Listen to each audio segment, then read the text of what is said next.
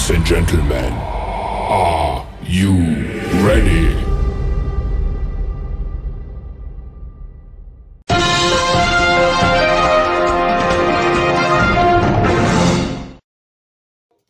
Oh, yeah, motherfuckers. Oh, yeah, I'm back. This is your main man, Mr. Can You Dig It? Baton Rouge Mayor. And I'm back with a couple hot ticks of these motherfucking politics. Hit that motherfucking subscribe button, nigga. Oh, look, America. Breaking news, breaking news, breaking news. The ceasefire has now been breached. The Ayatollah motherfucker say fuck that ceasefire and started shooting again. Donald Trump used a duck. Lock his mother. The so-called ceasefire has already been violated. This is quickly devolving into chaos before our eyes as attacks continue. An oil refinery on Iran's Lavon Island was attacked this morning. Iran then retaliated, striking Saudi Arabia's east-west oil pipeline in a drone attack. Kuwait says water desalination and power plants were struck by Iran earlier today. We're also hearing that the UAE and Bahrain were attacked. Meanwhile, Israel continues to pound Lebanon with airstrikes. The scenes out of Lebanon look apocalyptic right now. This is one of the largest coordinated strikes by the IDF against Lebanon to date. Reports are already coming in that at least 300 people were killed in the attacks, with many more injured. Iranian state media outlet Fars posted on Telegram that while 2 tankers transited the Strait of Hormuz this morning, they will block the strait as long as Israel attacks Lebanon. Iran says that Lebanon was part of the ceasefire agreement. Shehbaz Sharif, the PM of Pakistan and the independent mediator of this ceasefire, says that Lebanon is part of the ceasefire. But now the U.S. and Israel are contradicting him, saying that it is not. Sharif posted this morning, quote, "Violations of ceasefire have been reported at few places across the conflict zone which undermine the spirit of peace process. I earnestly and sincerely urge all parties to exercise restraint and respect the ceasefire for 2 weeks as agreed upon so that diplomacy can take a lead role towards peaceful settlement of the conflict." Meanwhile, people are absolutely stunned by Trump's deal with Iran, even many supporters of Trump's war, as it appears he folded to every one of Iran's demands, including allowing them to charge ships to pass through the strait. This situation is extremely precarious at the moment. We'll keep following it, so spread the word and listen to the MeidasTouch podcast for more updates. Oh, look, America. The Epstein files and Netanyahu and the Israel clique is the reason why we in a war right now. We need to go get the Israel clique and Netanyahu ass. Bring them back to America. Put the handcuffs on them. Kick them in their ass. Lock his...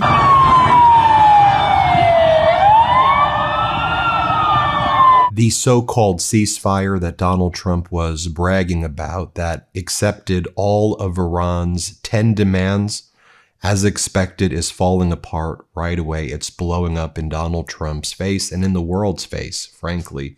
What you just saw there at the beginning of the video is chaos unfolding in Beirut, Lebanon's capital, as Israel carries out a wave of airstrikes across the country, hitting what it said were more than 100 targets in 10 minutes.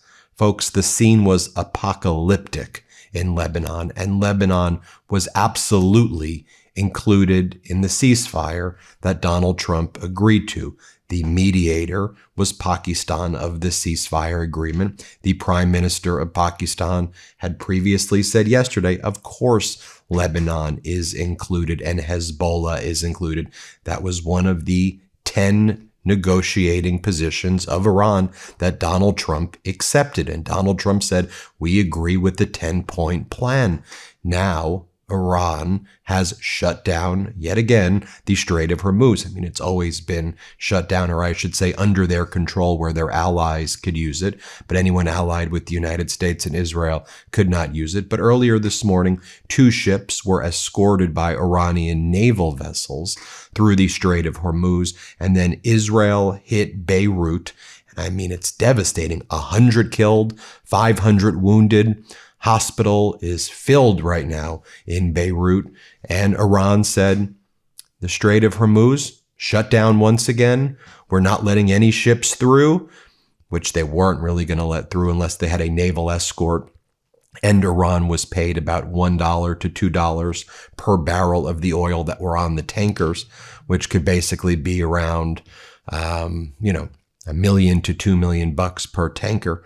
But that's what is going on right now. And this ceasefire has blown up. Now you have, and by the way, it's being confirmed even on state regime media, which calls itself Fox. Jennifer Griffin says Iran state media Fars posted to Telegram, while 2 tankers transited this morning, they will block the Strait of Hormuz as long as Israel attacks Lebanon. And this was from the Fars news agency, so you can see it in their own words, unfiltered right here. This is Iran's media agency. Oil tankers halt passage through the Strait of Hormuz after Israel attack on Lebanon. Simultaneous with the Israeli attack on Lebanon, the passage of oil tankers through the Strait of Hormuz has been halted. Then Iranian social media accounts are posting, closed until further notice. Another one says, hey, Trump, if you don't have a leash for the rabid dog Israel, should we get one for you? Pakistan's prime minister, meanwhile, Shehbaz Sharif, is saying that it is aware of ceasefire violations that undermine the spirit of the peace process. This is from Pakistan's prime minister. He writes, violation of ceasefires have been reported at a few places across the conflict zone, which undermine the spirit of the peace process. I earnestly and sincerely urge all parties to exercise restraint and respect the ceasefire for 2 weeks as agreed upon so that diplomacy can take a lead role towards the peaceful settlement of the conflict. And now, again, if you look at what the Prime Minister of Pakistan previously said when the ceasefire was announced, let me just read it to you. This was what he said yesterday. So there was no dispute that Lebanon was included because this was the announcement of the ceasefire. With the greatest humility, I am pleased to announce that the Islamic Republic of Iran and the United States of America, along with their allies, have agreed to an immediate ceasefire everywhere, including Lebanon and elsewhere, effective immediately. Oh, look, America. These are the 10 agreements that the Ayatollah motherfuckers have gave Donald Trump, and he has to abide, or they gonna cut off the Strait of Hormuz. Number 1, committed to non-aggression, continue of Iran's control over the Strait of Hormuz, acceptance of uranium enrichment, lifting up all primary sanctions, lifting up all secondary sanctions, terminating of all UN Security Council resolutions, termination of a Board of Governors resolution, payment of compensation to Iran, withdrawal of U.S. combat forces to Iran, casualties of war, all fronts included against Ayatollah in Lebanon. Lock his motherfucking ass up. That bitch fuck clean over as you know that motherfucker was a crook. Now, number 1, a commitment to non-aggression against Iran, Hezbollah, the Houthis, and the Iranian Shiite groups in Iraq, continuation of Iran's control over the Strait of Hormuz, acceptance of Iran's uranium enrichment, lifting all primary sanctions from Iran, lifting all secondary sanctions of Iran, termination of all UN Security Council resolutions, termination of all Board of Governor resolutions, payment of compensation to Iran, withdrawal of U.S. combat forces from the region, cessation of war on all fronts, including against Hezbollah in Lebanon. That's Oh, look, America. Cocaine Pete Hegseth and his Nazi Pentagon then started to threaten the Pope, all because the Pope was talking about the war crimes. Pete Hegseth said he can do what he want to do. Put the handcuffs on him. Lock his mother. You see, had Iran refused our terms, the next targets would have been their power plants, their bridges, and oil and energy infrastructure. Targets they could not defend and could not realistically rebuild. It would have taken them decades, and we were locked and loaded. They couldn't defend against it. President Trump had the power to cripple Iran's entire economy in minutes, but he chose mercy. He spared those targets because Iran accepted the ceasefire under overwhelming pressure. The new Iranian regime understood that a deal was far better than the fate that awaited them. This new regime was out of options and out of time, so they cut a deal. Oh, look, America. Sunday, Donald Trump threatened Iran and 93 million people with annihilation, genocide, war crimes. Put the handcuffs on them. Him and Pete Hicks. Lock they motherfucking ass. Donald Trump's like, if it were up to me, I would keep the oil. I want to keep all of Iran's oil. Play this clip. And we've obliterated a very powerful country in 34 days.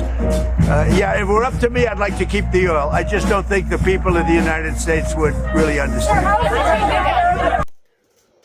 Oh, look, America. These are the exact words that Donald Trump spoke the other day to the world. A whole civilization would die tonight, never to be brought back again. I don't want that to happen, but it probably will. However, now that we have a complete and total regime change, where different, smarter, and less radicalization minds prevail, maybe something revolutionary, wonderful can happen. Who knows? Well, find out tonight.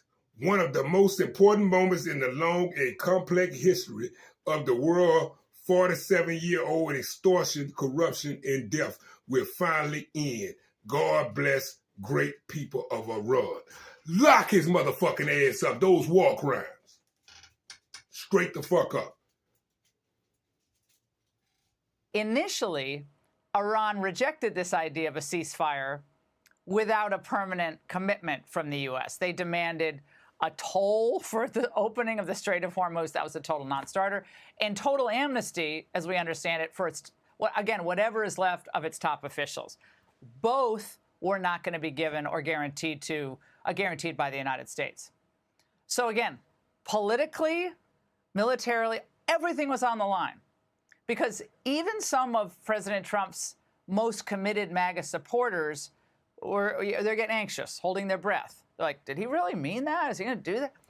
And notoriously hawkish Wall Street Journal cautioned the president to pick tonight's targets wisely. They wrote a whole editorial on this, saying, try to distinguish between infrastructure that has a military purpose and infrastructure that could be destroyed and just completely ruin the lives of innocent people in Iran, the people we were supposedly trying to help. Oh, look, America. The Botox face skank Lauren Ingram from our Fox and Friend News need to be took off air, kicked in her ass, put the handcuffs on her, and lock her motherfucking ass up. She think this shit is a game. She's stoking this motherfucking war. Oh, look, America. Make no motherfucking mistake about it. Donald Trump launched this war for the Epstein class in Israel. Netanyahu. Israel and Netanyahu. Bring their ass to America. Lock they motherfucker.